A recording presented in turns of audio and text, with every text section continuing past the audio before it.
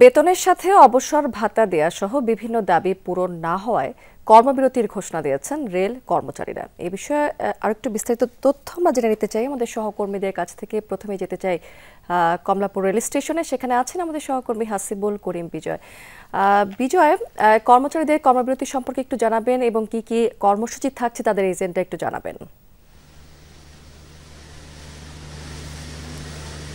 শ্রুতি, রেলের যে running staff যারা রয়েছে তারা মূলত কর্মবিরতি ডাকটি আসলে দিয়েছে।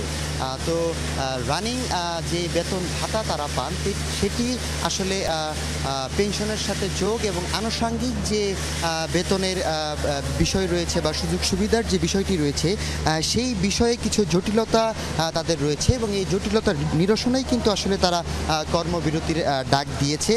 তারা আসলে আজকে রাত 12টার পর থেকে তারা এই কর্মবিরতিতে যাবে। তবে আজকে রাত 12টার আগে যে সকল ট্রেন ছাড়ার কথা ছিল সেই ট্রেনগুলো আসলে 12টার আগে ছাড়তে পারছে না, কিন্তু সেই ট্রেনগুলো কি আসলে 12টার পর ছাড়বে কি ছাড়বে না এটি নিয়ে আসলে শঙ্কায় আছেন যেমন যাত্রীরা, তেমনি আমাদের যে স্টেশন মাস্টার রয়েছে রেলের তিনিও আসলে সঠিকভাবে বলতে পারছে না যে 12টার আগে যে ট্রেনগুলো ছাড়ার কথা ছিল সেই ট্রেন যদি কমলাপুর রেল স্টেশনে আসতে লেট হয় সেই ট্রেনগুলো কি আসলে 12টার পর ছাড়া হবে কি হবে না।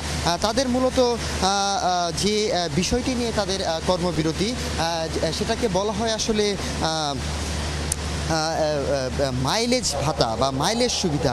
এই মাইলেজ সুবিধা যদি একটু বলতে চাই, মাইলেজ সুবিধার বিষয়টি হচ্ছে যে একজন রানিং স্টাফের কর্ম সময়ের বাইরে যে কর্মবিরতির যে সময় থাকে সেই কর্মবিরতির সময় যদি তাকে আসলে রেলে থাকতে হয় তাহলে তাদেরকে একটি ভাতা দেওয়া হয় এবং সেই ভাতা আসলে তারা সেই ভাতার বিষয়ে 2021 সালের 3 নভেম্বর অর্থ মন্ত্রণালয় থেকে একটি মাইলেজ সুবিধাটি আসলে সীমিত করে দেওয়া হয় রেল মন্ত্রণালয়ের একটি চিঠির মাধ্যমে।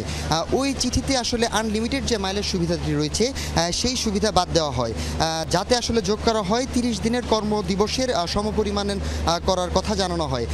এছাড়াও রানিং স্টাফদের পেনশন এবং বেতন ভাতার সুযোগটি আসলে বাদ দেওয়া হয়েছে এই 2021 সালের 3 নভেম্বর।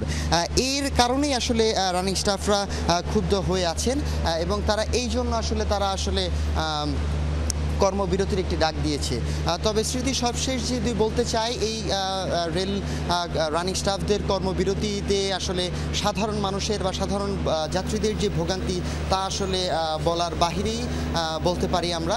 তারা আসলে বেশ আশঙ্কায় আছে যে 12টার আগে যে ট্রেনগুলো ছাড়ার কথা ছিল সেগুলো যদি 12টার মধ্যে না ছাড়ে তাহলে 12টার পর তারা আসলে তাদের গন্তব্যে পৌঁছাতে পারবে কিনা।